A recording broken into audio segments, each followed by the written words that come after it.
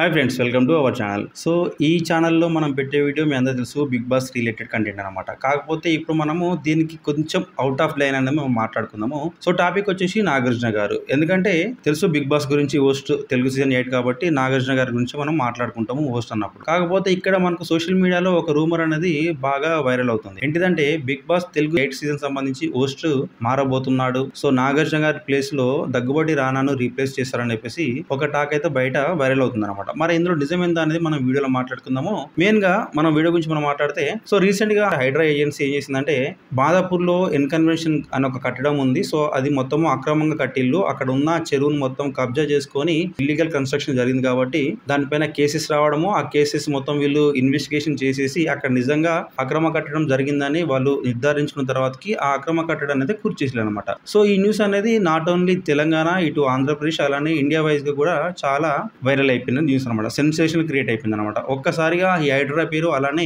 N convention అనే పేరు కూడా అందరికి తెలిసింది. చాలా మందికి తెలియని న్యూస్ కూడా తెలిసిపోయింది అనమాట. సో ఇలాంటి సిచ్యువేషన్ లో బిగ్ బాస్ మేనేజ్మెంట్ వాళ్ళు అనుకున్నారంట, సో నాగార్జున గారిని హోస్ట్ గా ఉంచితే సో తమ షోకి నెగిటివ్ టాక్ వచ్చే అవకాశం ఉందని చెప్పేసి నాగార్జున తీసేసి తన ప్లేస్ లో దగ్గుబాటి రానాని అయితే రీప్లేస్ చేస్తారని చెప్పేసి ఓ టాక్ అనమాట. కాకపోతే ఇక్కడ మన మ్యాటర్ ఏంటంటే, నాగార్జున గారే బిగ్ బాస్ తెలుగు సీజన్ 8 కి హోస్ట్. సో ఇది అందరికీ ఆల్రెడీ అనౌన్స్మెంట్ ఇచ్చేచ్చు. కాకపోతే అనుకోకుండా ఈ సిచ్యువేషన్ రావడం తోటి మళ్ళీ న్యూస్ అనేది కామన్ గా సోషల్ మీడియాలో వైరల్ అయిపోతుంది. అది కూడా వార్త నిజం కాదు, అది మొత్తం అబద్ధం. ఇంకోటి ఏంటంటే, రానాను రీప్లేస్ చేయాలంటే ఖచ్చితంగా ఇక్కడ నాగార్జున గారు ముందు ఒప్పుకోవాలి. హైదరాబాద్ కూల్చినప్పటికీ కూడా నాగార్జున గారు సోషల్ మీడియాలో కూడా దీనిపైన 2-3 రకాల పోస్టులు పెట్టిన అనమాట. సో తమకు ఇన్ఫర్మేషన్ లేదు, ఇలాంటి తప్పు చేయలేదు, ఇలాంటి సిచ్యువేషన్ లో మేము ఈ విషయంపై కోర్టుకు వెళ్లి మేము న్యాయపరంగా మేము ఏ విధంగా చర్యలు తీసుకోవాలనో వాటన్నిటి మీద మేము ఆలోచించి మేము చర్యలు తీసుకుంటామని చెప్పేసి చెప్పినటువంటి నాగార్జున ఇప్పుడు ఏదో ఆరోపణలు వచ్చేసినాయి అని చెప్పేసి దానికి బదులుగా తనకు బాధ్యత వహించేసి సో బిగ్ బాస్ తెలుగు 8 నుంచి అయితే తప్పుకుంటాడైతే నేను అనుకోను యాజ్ ఏ హోస్ట్ గా. దీన్ని బట్టి మనం అన్ని ఆలోచిస్తే